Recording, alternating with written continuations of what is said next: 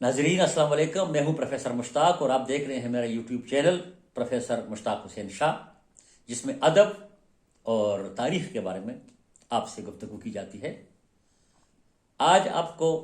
تاریخ کے حوالے سے ایک دلچسپ واقعہ سناتا ہوں، جس میں آپ کو صرف یہ بتانا منظور ہے کہ دنیا مکافات عمل ہے، جیسا کرو گے ویسا برو گے۔ بنو عباس نے جب بنو امیہ کا تختہ الٹا اور بنو عباس کے پہلے خلیفہ ابو عباس الصفا اس لیے اس کو کہتے ہیں کہ وہ بڑا ظالم تھا، اور اس نے بنو امیہ کا خاتمہ کیا، چاہے وہ حجاز ہو، چاہے وہ شام ہو، چاہے وہ مصر ہو، ہر جگہ پر اس نے ایسا قتل عام کیا کہ لوگ افسوس کرنے لگے، یہاں تک کہ جو مرے ہوئے خلفاء تھے ان کی قبروں کو اکھاڑا گیا، ان کی لاشوں کو دوبارہ جلایا گیا۔ کہتے ہیں کہ ہشام کی لاش صحیح سلامت تھی، لہذا اس کو دوبارہ سولی پر چڑھایا گیا۔ اس تمام ظلم میں پیش ابو عباس کے چچا عبداللہ بن علی تھے۔ جب ابو عباس کا انتقال ہوا اور اس کا بھائی ابو جعفر منصور مسلمانوں کا خلیفہ بنا،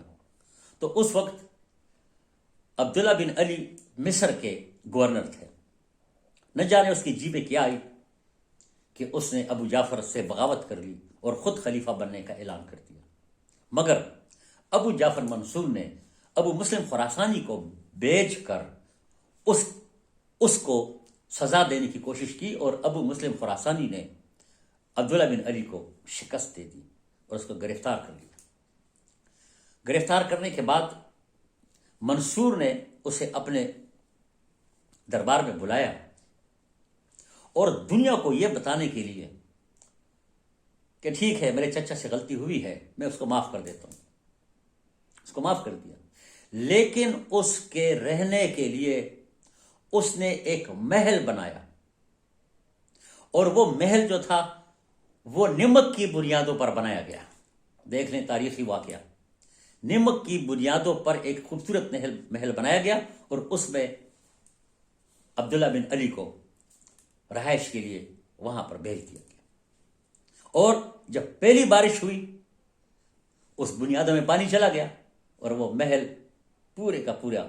زمین بوس ہو گیا، اور اس میں عبداللہ بن علی بھی مر گیا۔ اب تاریخ میں لوگ یہ کہتے ہیں کہ اس نے تو اس کے لیے محل بنایا تھا اور وہ محل دھڑام سے گر گیا اور وہ مر گیا، لیکن اصل میں تو یہ ایک سازش تھی،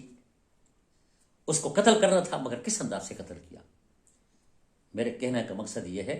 کہ یہ دنیا مکافات عمل ہے، جو ظلم کرتا ہے اس کے ساتھ ظلم ہوتا ہے۔ شکریہ۔